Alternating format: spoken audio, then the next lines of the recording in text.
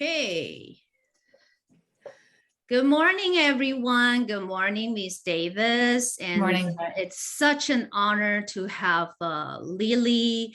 And Lily, we thank you so much for bringing Ms. Davis to Happy 50 Plus and more people in the AAPI Chinese American community. This is the very first time we get such a big group of audience from the Chinese American community.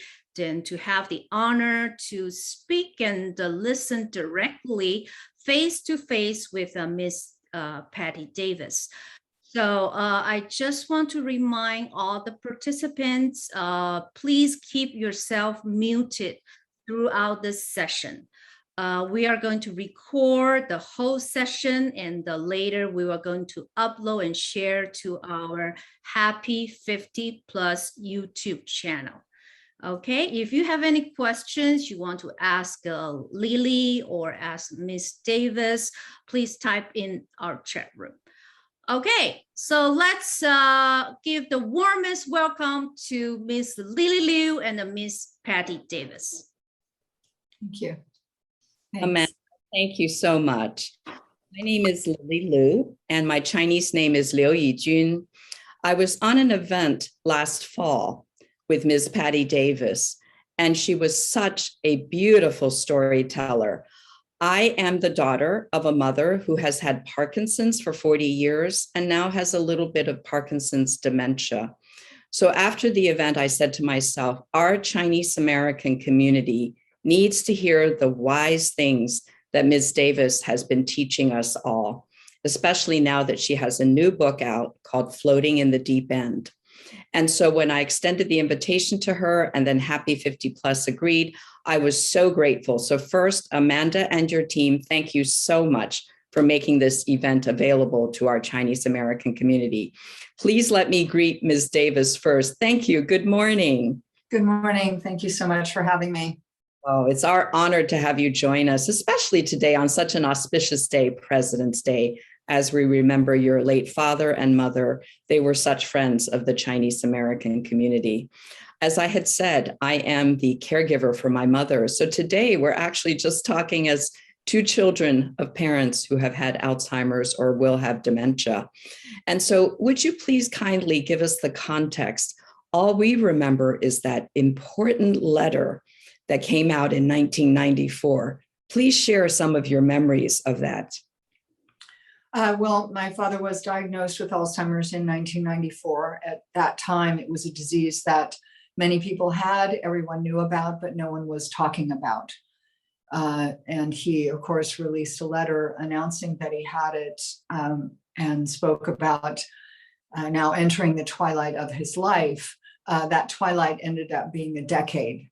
And during that time, I wrote a book called The Long Goodbye, which was written in real time. It was almost written like journal entries about what I was going through. I began lecturing sometimes about being the daughter of someone with Alzheimer's. It was a learning process for me where I had no guidance because no one was talking about it. And actually, you know, as lonely as that was, it served me well because it ended up giving me the insights and the sort of practical ways of dealing with things that came up without anybody intruding and telling me I was wrong. It was kind of like beginner's luck. You know, beginner's luck works because you don't know any better. So you just try what feels right. And it wasn't like I was going to say to somebody, hey, you know what, my father did this, and I think I'm going to try this when he does that, because no one was talking about it. So it served me well many years later in 2011 when I decided to start my support group program Beyond Alzheimer's. I ran it for 5 years at UCLA. Then I moved it to St. John's Hospital for a year. After 6 years running it twice a week, I decided to take it into, I needed to step back from doing that and get back to being an author. And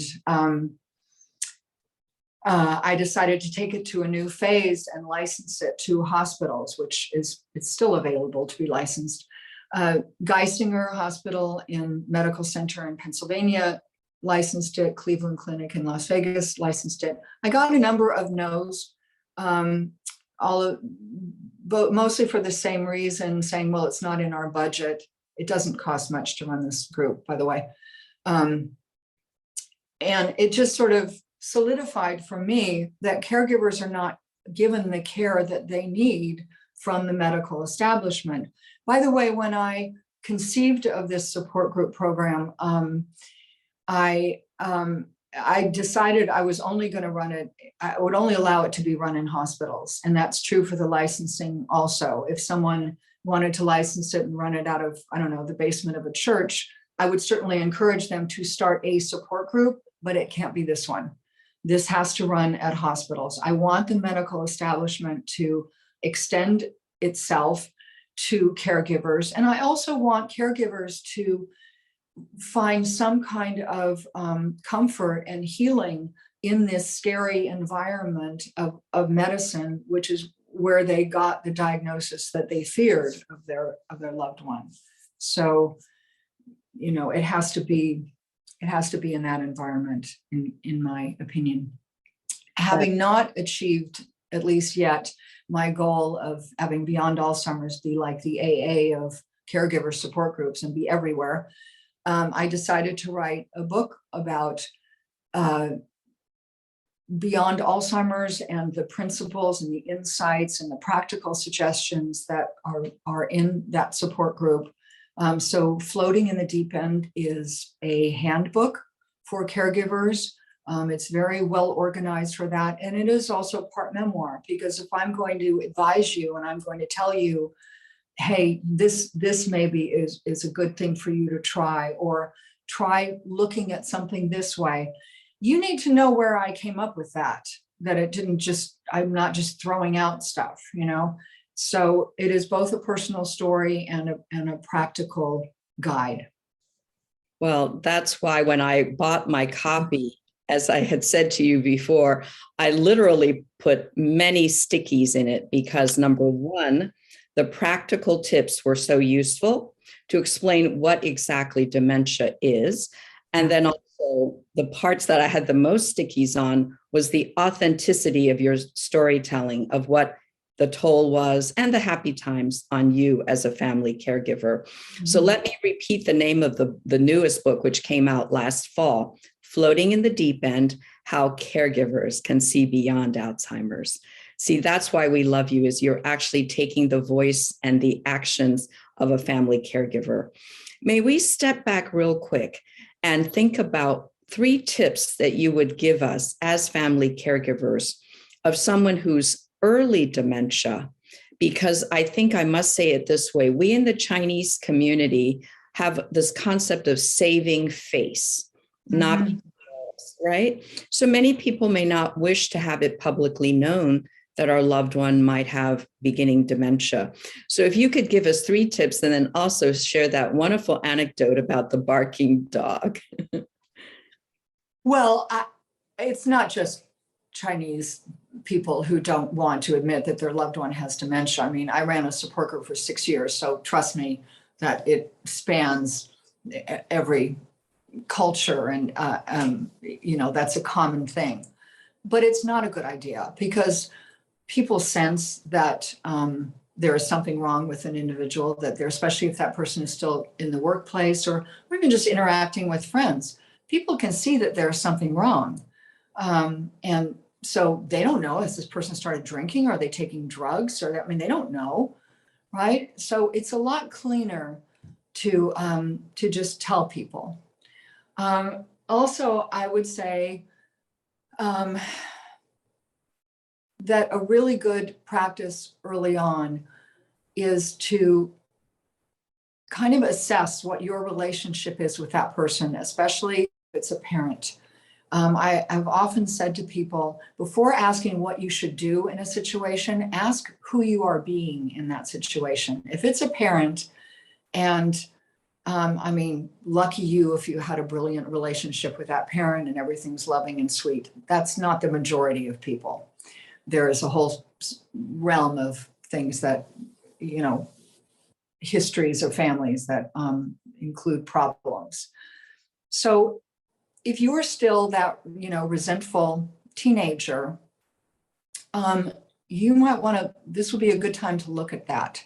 And people don't always want to hear that, because a lot of times, they'll think, well, wait a minute, all this stuff is coming up now for me again. And I went to therapy for this years ago. I mean, I worked on this and I got rid of it. Well, clearly you didn't, because here it is again. So now would be a good time to deal with the rest of that, because if that's what you're bringing into the situation, that's going to determine the outcome. Resentful 17-year-olds don't accomplish a lot, right?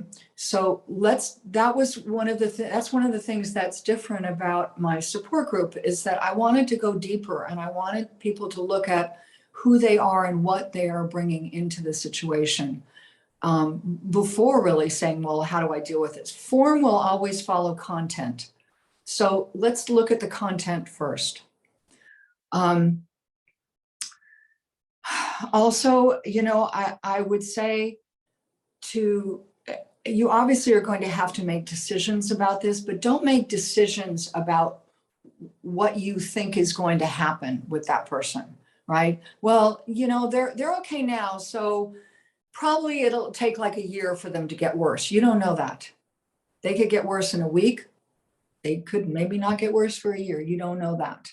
So yes, you do have to think ahead in practical ways, but don't make assumptions. Alzheimer's or any kind of dementia is in control. It is calling the shots, and you better just take a back seat. And if you are a controlling person, this will be a good time to get that in check, because this disease will make a fool of you if you think that you're going to control it in any way. And I think the third thing would be, understand that the grieving process has to begin at the beginning. I've called Alzheimer's a death before dying. And a lot of times I've said to people, especially in my support group, how are you doing at the very early stages? How are you doing with your grief? And people have looked at me like I was crazy. What do you mean grief? They're still here. They're not dead. No, but they're dying to who they were. So you might want to start this grieving process now, because this disease offers you limitless opportunities to avoid grief. You can just keep yourself really busy. I have to dress them. I have to feed them. I have to make sure they don't wander out of the house. I have to answer the same question 50 times. I don't have time to sit on my own and be still and grieve. Well, you have to make that time. The idea is that if I push grief aside long enough, it will stay out there in some field somewhere and it will disintegrate. It doesn't work like that. Grief is not biodegradable. It will wait for you and it will come find you. And if it has to come find you, it will bring you to your knees and it will bring your life to a standstill. One way or another, you're going to have to cross that river. You might as well start wading in at the beginning. Beautiful. I think that's why your second book, Floating in the Deep End, resonated so much with me. And I've now since bought The Long Goodbye, the first book, because you were so honest in this book that just came out last fall. Mm-hmm. You do not hold back. And the nice thing was you also approached it with honesty and humor. So the anecdote about the barking dog was really an barking dog. Right. So in the early stages, my father's Alzheimer's, we would take them for walks, sometimes around a park near their house. And one day we're walking past its gated house and a dog was barking on the other side of the gate. My father barked back at the dog. And my reaction at first was, oh my God, I was looking around and like someone's going to see Ronald Reagan barking at a dog. And then I thought, the whole world knows he has Alzheimer's. He's having fun. Who cares? Right? Which sort of gets back to people knowing that someone has dementia. A lot is, it takes a lot of the weight off. Thank you for that honesty. Perhaps at this point, we wanted to get a pulse of our audience. I think we might be able to even do a poll, because I think what you've helped me understand is we need to be open. Mm-hmm. And so, Amanda, is it Stephanie that can actually put up a poll and ask our audience, number one, are you a caregiver right now? And if you are, my hat off to you, because you are now joining the community that Ms. Davis and I have been part of. And then second is, what else would you like to have about information about this disease? And, Ms. Davis, I think what made me really love your book was you said that Alzheimer's really can affect anybody. I had not realized that so many of the caregivers, about a third, more than a third, are sons and husbands, male caregivers. So in your support group, did you find that male caregivers had less ability to open up, or what were your learnings about the gender differences among caregivers, please? I can't say that that I really did notice it. I mean, there were men who were amazingly open. There were at first, there were men that were amazingly open. There were men who were a little bit more closed off at first. The same is true for women. There were women who came in who were very defended. There were women who came in and couldn't stop crying. I didn't see,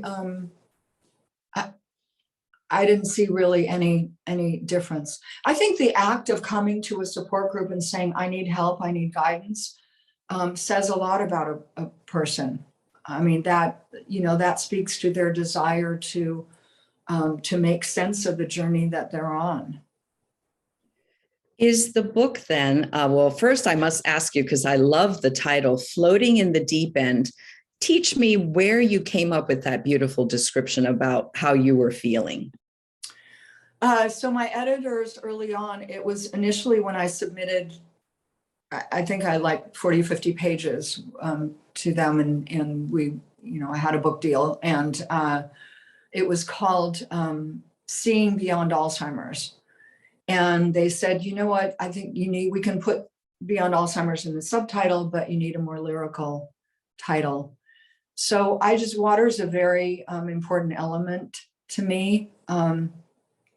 And I don't know, it just came to me. I'm pretty good at titles. So it came to me pretty quickly, because that's the feeling that you're out in this deep sort of fathomless ocean, and you're trying to float there. So, that's how it came to me. Well, water is so key to your late father and to you, and also horse riding. I saw the beautiful interview you did for the Today Show, and it taught me a lesson, which is if you know someone's medical and cultural and personal background, it brings back ideas of what they're doing now. So teach us about when you said you saw the hands were up in the air, your late father, towards the end of his life. Give us the story about that, please. That was beautiful. So my father was bedridden for the last 3 years of his life. He had fallen and broken his hip. He was mobile for a while, but he had no interest in doing physical therapy. And anyway, he ended up bedridden for the last 3 years. So I would say maybe 2 years into that, once in a while, he would be lying in bed and his hands would be up like this and kind of moving. And one of the nurses once said to me, I wonder what he's doing. And I said, he's riding. Because in English, you hold the reins in both, one rein in each hand, as opposed to Western where you just have it in one hand. So I said, he's riding. I mean, I have no absolute confirmation that that's true, but I think I'm right. I mean, it made sense to me. I think one important thing to remember is that wherever someone has drifted off to in this disease, they're usually okay there. It torments us to watch them there, and it looks like misery maybe to us, or whatever it looks like to us. But to them, they've gone somewhere, and they're generally pretty content in the world they have drifted off to. I tell a story in my book about someone in my support group whose mother was already in a facility. She was in the late stages of dementia, and this person would visit her, and they said, I feel awful because she's so lonely and so sad, and every time I visit, she's just sitting by the window looking out. And they said at the facility she doesn't really interact that much with the other residents. And, so I'm the only socialization she gets. And I said, wait a minute. I said, you have no idea where she is. She could be walking on the beach in the Bahamas with some gorgeous man at sunset. And then you show up and ruin the whole thing, right? You don't know. So again, like I said, don't make assumptions about this disease because you don't know. I think that's what humbled me when I read your latest book, is because we have so many people of faith in our Chinese American community. Mm-hmm. You went very deep into, there's the physical body and then there's the spirit, the soul. Could you talk a little bit about that, please? Where did your father's soul go? Well, I hope it went to God when he left. But what grounded me from the beginning when he was diagnosed was my belief that his soul could not be sick. And I told myself that right at the outset, and it grounded me for the whole 10 years. And I think, obviously it is a matter of faith. When I have said that to people, because it's one of the principles of my support group, when I've said that to people, I'm always very conscious of the fact that there are people who don't believe things like that, who are agnostic or atheist, which is fine. That's none of my business. But I would say to anyone who is in that category, consider the possibility. You don't know what's not true. So it's going to affect how you deal with that person. What our physical senses tell us and observe about anything is not the whole story.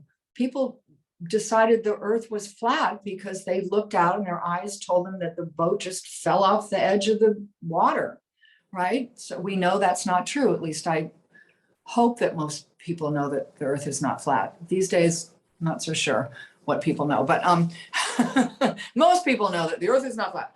So, right, our physical senses do not always tell us the whole story. Well, I think what I really respect about you is your honesty, You could have stepped away from being an advocate for all of us who are going through it now.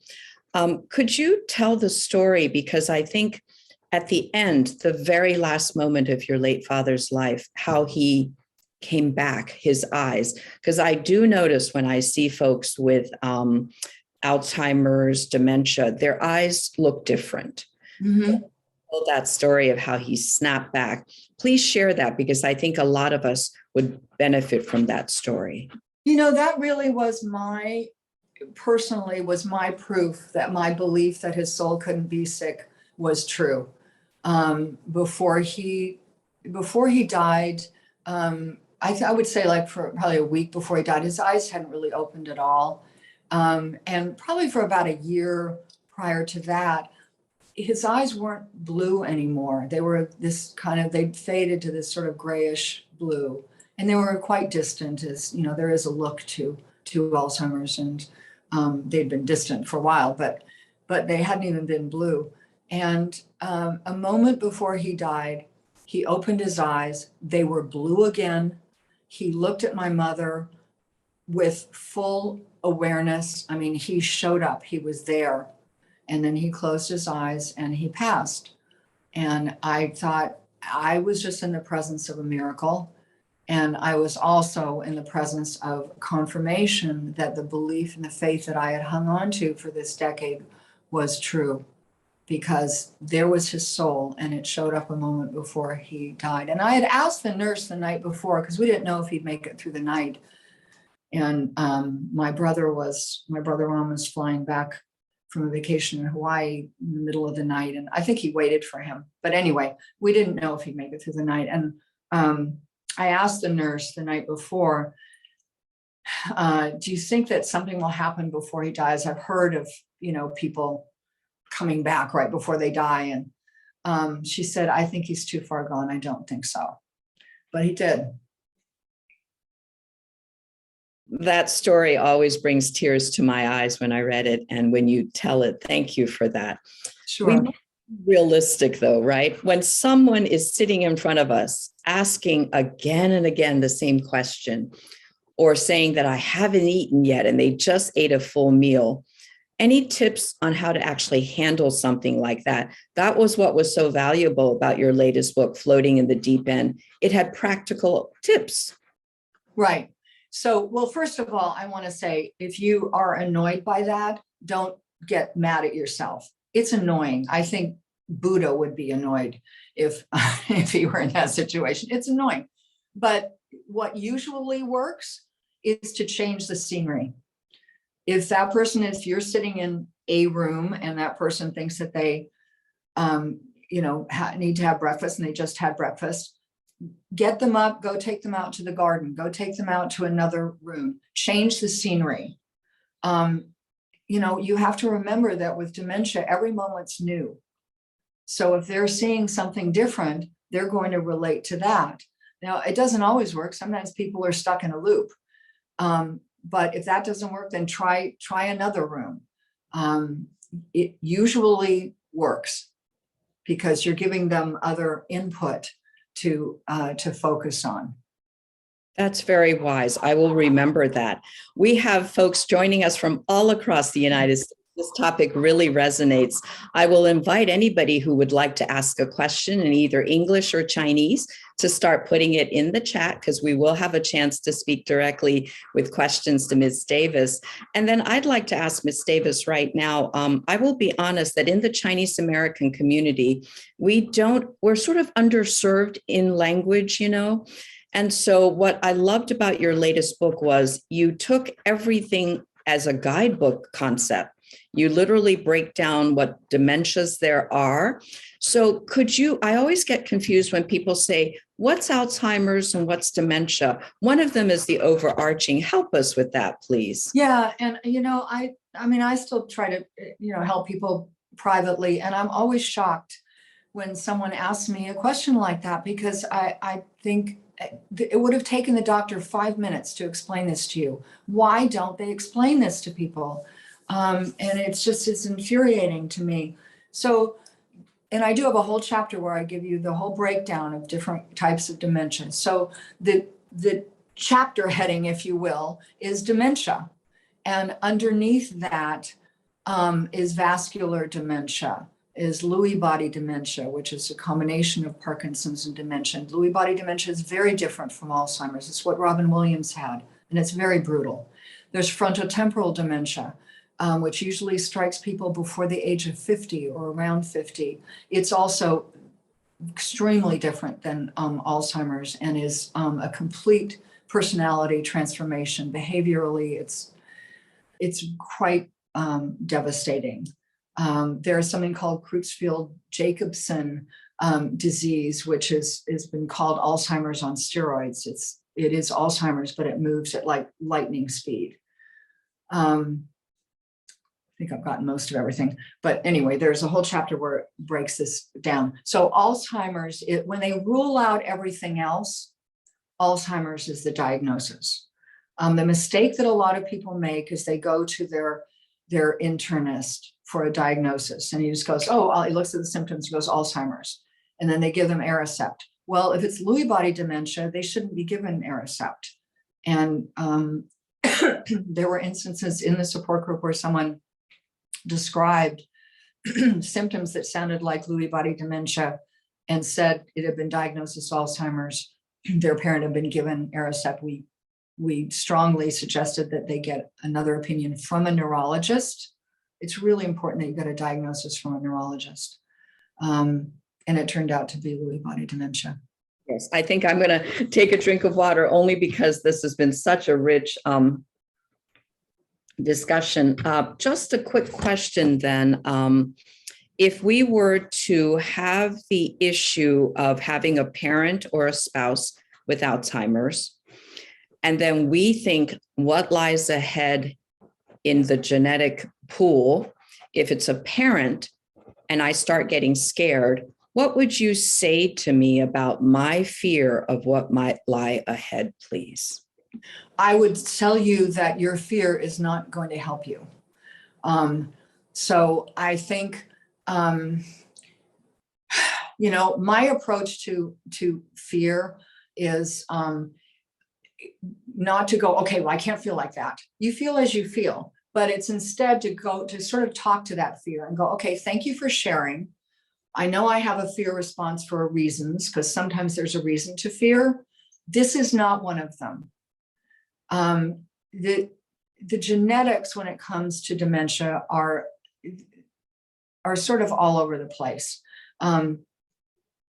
They do believe there does seem to be a genetic link to early onset Alzheimer's, which means before the age of 50, but especially if it shows up generationally, if you look back in generations and it's shown up once or twice in each generation. So there appears to be a genetic link there. But what I always tell people is there is only one disease where if you have the gene for it, you're going to get it, and that's Huntington's chorea. If you have that gene, if you don't die of something else first, you will get Huntington's chorea. That's the only one. Everything else is a matter of percentages. And you know what? The truth is they don't really know. They don't know. So, you know, the testing of, oh, I have this gene for this, I think it's very damaging because, I mean, the gene for Alzheimer's, I think it's very damaging because if somebody knows that, they're going to perseverate on that. They're going to think about that. Nobody is strong enough to put that out of their mind. And I tell a story in this book about a man who I would run into when I moved from New York back to Los Angeles after my father was diagnosed a little while after. And I rented this small, funky apartment on the poor end of Carbon Beach in Malibu. And I would take walks on the beach to the rich end of Carbon Beach. And I would run into this man who was in the film business, and we had crossed paths before. And his mother had Alzheimer's, and he, of course, knew who I was. And he would stop every time we'd stop and talk, and he would tell me about his mother, and he would say things like, you know, she's just not there anymore. And I would try to say, no, I mean, her soul's there. And he didn't want to hear that. And then he would say to me, and, you know, I'm going to get it too, because I mean, she hasn't, I'm going to get it. And I would say, no, you can't think that. He didn't want to hear that either. So finally, I just stopped trying to respond because it was clear to me that he didn't want to hear what I had to say. And years later, he got Alzheimer's. Now, I mean, I can't prove, nor can anyone, that he got the disease that he was sure that he was going to get, but he was sure he was going to get it, and then he got it. So just on that alone, maybe don't indulge that fear. Thank you. That's very good advice. And Miss Alice Wong, Alicia Wong had asked then on the opposite side, what might be some effective ways to not so much prevent, but to, you know, engage in healthy behaviors? I know you're an avid exerciser. So the wisdom is whatever is good for the heart is good for the brain. You know, a good diet and exercise is good for your heart, it's good for your cardiovascular system, and it's also good for your brain. And anybody who works out knows that when they work out, your endorphin levels rise and your whole body chemistry changes. So, you know, even if you just go out and take a walk, jump rope, do something, you know, get your body going. Also, you know, I think diet is extremely important. If you're going to eat junk food, you're not going to get away with that for long. May we spend a few minutes then and ask about the effect on spouses? Right now, my paradigm, my model is child taking care of a parent, as was yours. Talk about some lessons learned you saw with your support group as a witness to your late parents. What does the spouse and spouse dynamic look like, or some things you learned from that exposure? You know, there are similarities, but obviously because of the disease, but there are also vast differences. I mean, this is your life partner, and you're losing them in a different way than someone loses a parent. The grief is different. The grief cuts deeper. I certainly saw that with my mother, and I saw that in my support group, particularly people who were losing a spouse to early onset Alzheimer's, someone in their 50s. I'm thinking of one man in particular. I mean, you you think about growing old together and you know that somebody's probably going to die before the other person, but you don't think about your spouse in their 50s getting dementia. So it is, it's devastating. And one of the aspects of that that's very difficult for people to talk about is that their sexual relationship with that person is gone. They don't feel attracted to someone who has regressed, close to childhood, or is having trouble with their bodily functions or things like that. And that's a very painful thing for people to talk about. There was someone in my group who came for a long time before broaching that subject. But that is what happens. There is no way you can still have that kind of heat and that kind of attraction with someone with this disease. However, relationships are about being in love, but they're also grounded with love. And even in a relationship where disease is not part of the picture, you're not like crazy in love with that person every day. Sometimes you are, sometimes you can't keep your hands off them. Sometimes you can't stand the way they chew, right? That just is, sometimes you want them to go in the other room and you don't want anything to do with them, right? But you still love them. That's still the foundational reality of your relationship. And I don't think that Alzheimer's or any kind of dementia destroys that. So yes, the in-love part, the lust part, the attraction part is going to wane and disappear. But your love for that human being, your love between your two souls, is not something that this disease can destroy. That is beautiful and wise advice. Thank you for that. And you were witness to that in your own family. In your starting up the support group, so many of us have trouble finding a support group. So any tips? Is there like an agency someone could call, or is the best way to ask at a doctor? Any tips on finding support groups, please? Well, I think there probably still aren't enough of them. I mean, when I had the idea to start Beyond Alzheimer's, I Googled Alzheimer's support groups in Los Angeles. I didn't find many. I haven't really paid attention lately, but I would say, like you find anything else, Google it. And if you can't find one, then I would say, try in your life to find other people who have some kind of experience with dementia. Most people do, and talk to them. I mean, you need this. It is a lonely journey, and you need travel buddies. So I still hope that Beyond Alzheimer's will be in more hospitals and will be widely available to people. Maybe it will happen. I hope so. I'm trying. So please remind us again, it is currently licensed at 2 locations?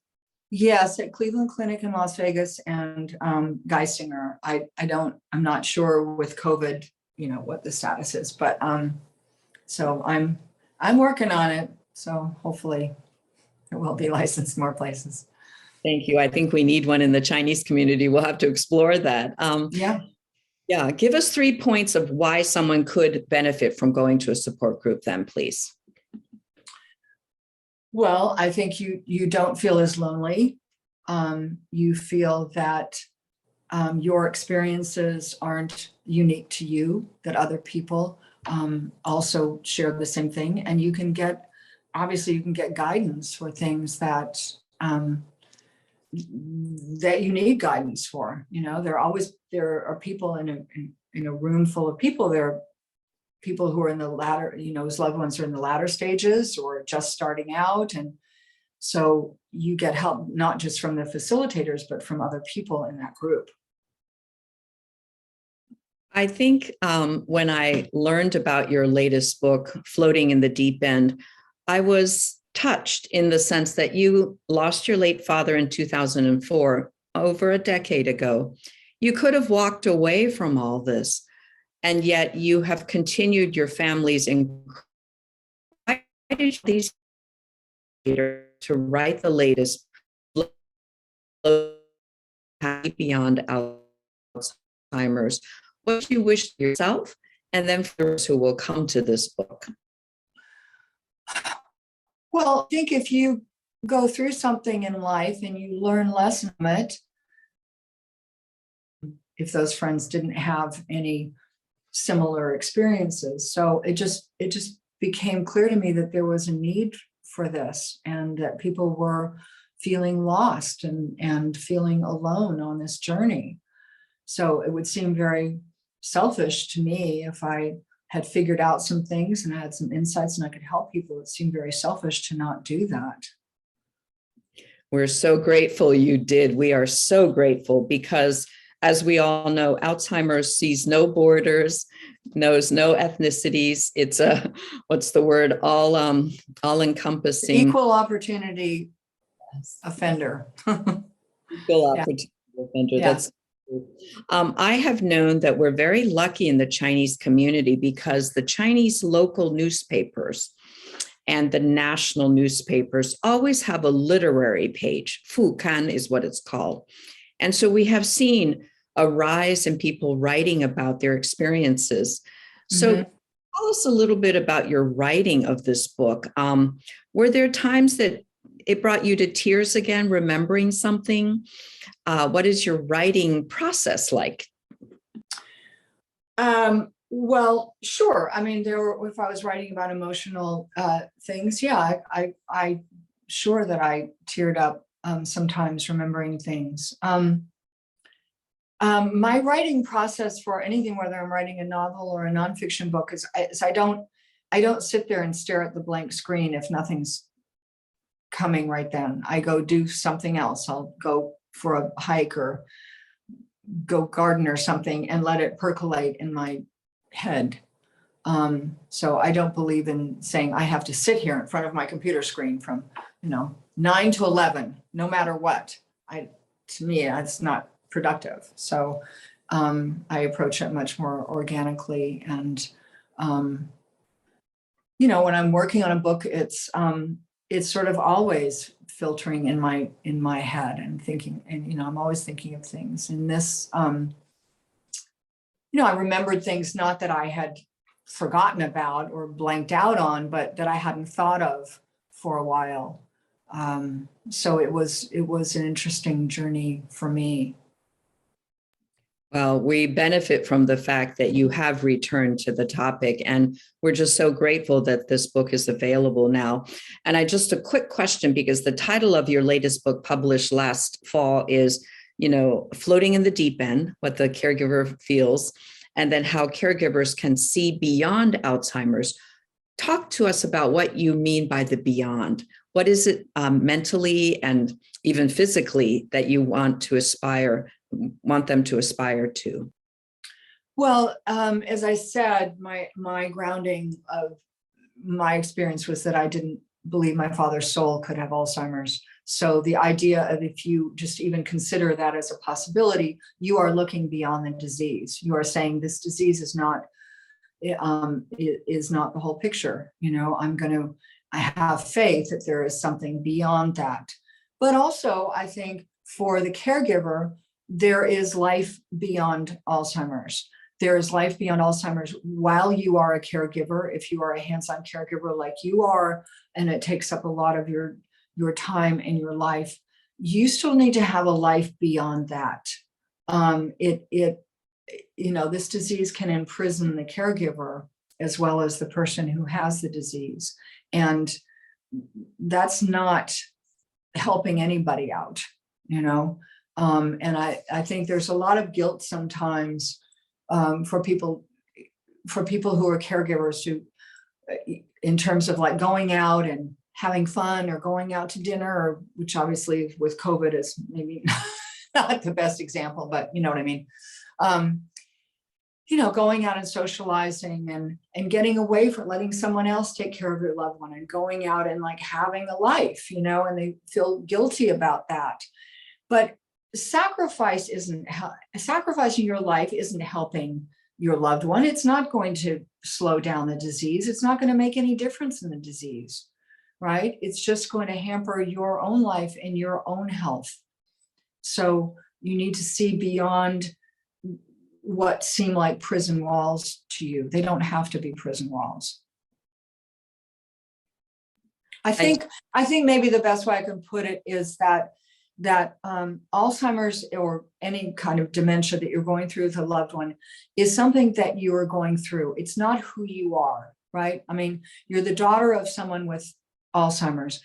That's a passage in your life, but that's not the entirety of who you are. And I think that's the mistake people make. It's like, this is all I am now. That's it. That's not it. Very, very wise. I must remember that as I'm, doing laundry and other things. That's very, very wise advice. Yeah. Thank you. There is such wonderful traffic in the chat with people sharing resources that fortunately there are more and more organizations that are taking the time, money, and effort to translate materials into Chinese and offer other resources in Chinese. Just very quick, it's so difficult because there's such financial costs to all this. And somebody had asked, how do we go about? I've always said, look to the government agencies and social services. And the first place to start is always the Area Agency on Aging and the Office on Aging in any state. And those will be so helpful. Any quick tips as far as things that you've learned about from the caregivers who came to your support groups about how they found resources? Well, I think, I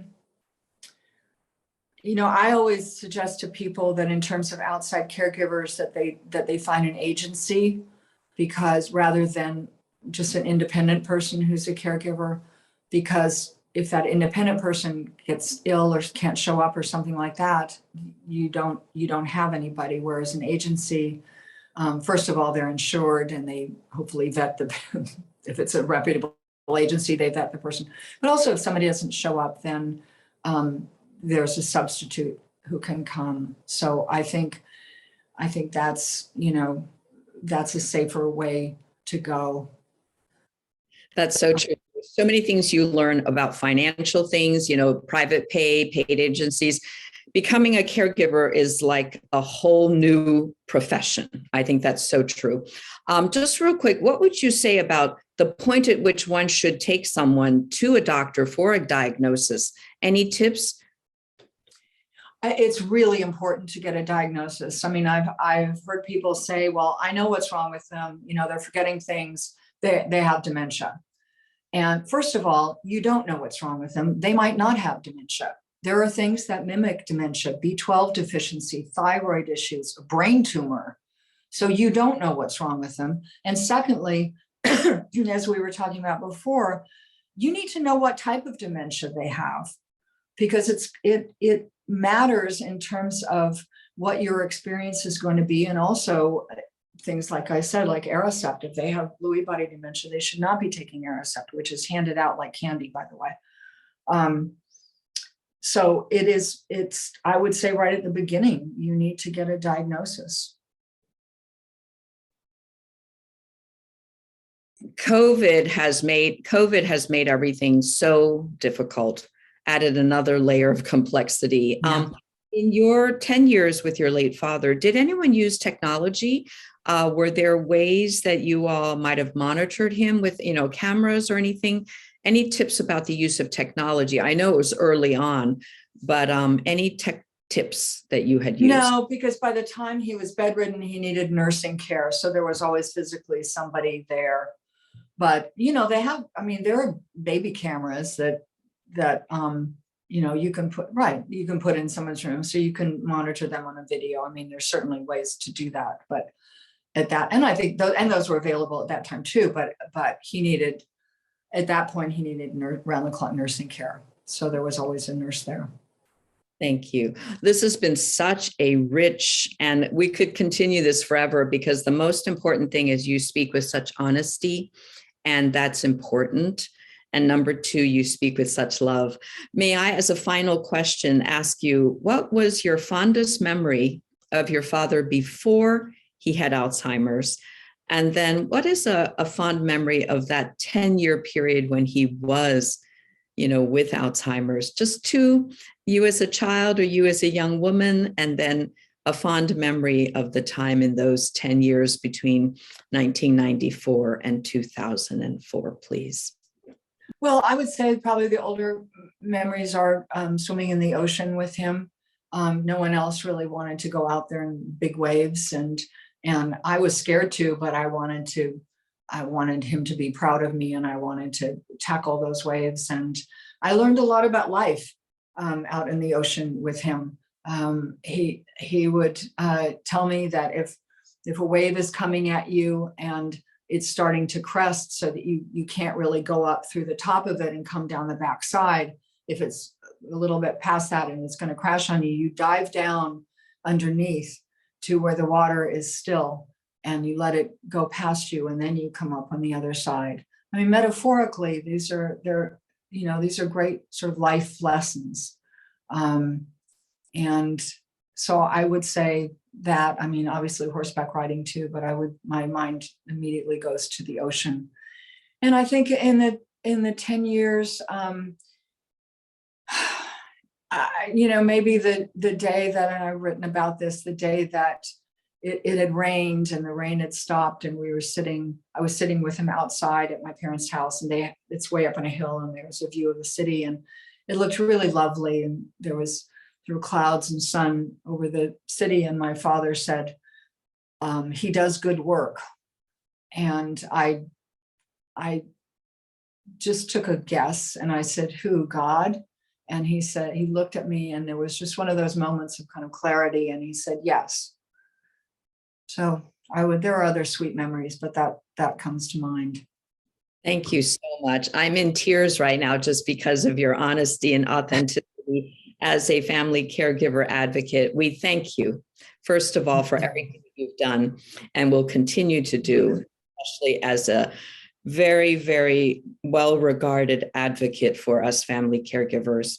And also thank you for joining our Chinese American community today. Thank you.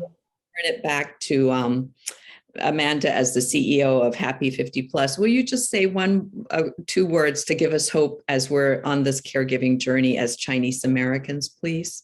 Yes, thank you, Lily and Ms. Davis. I think this is such a lovely and touching, and I think this is the very first time we can have Patti Davis, such a good and influential, inspiring, and empowered lady, who speaks so much for the caregiver and the patients who diagnosed with Alzheimer's.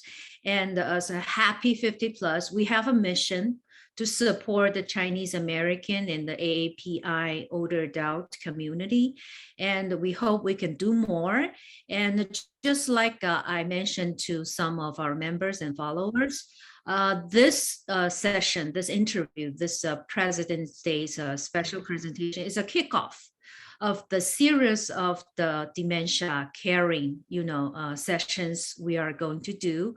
We are going to host from February to April. So in March, we are going to invite the researchers from UCI Mind. They are going to share with us, is there any hope, new development in medical field that will help the disease? And also we have AARP California. They are going to share the community resource guides for the family caregivers, for the patients, and to the Chinese American community. And also we are inviting doctors, medical doctors, to talk about the disease as well. And hopefully, Ms. Davis, we can get more support through you. And we as Happy 50 Plus, we love to start up the supporting groups or sessions or sharing, because we do need that. We always think we are underserved, but we don't know where we can get the help. So we really appreciate Lily bringing you to us today. And I think that's a big bless to the Chinese American community. And hopefully we can definitely do more. If you have time, you're available, we can provide all the translations. We will do whatever we can do. We just want to help. And thank you so much. Such two wonderful ladies. Thank you so much. Thanks very much.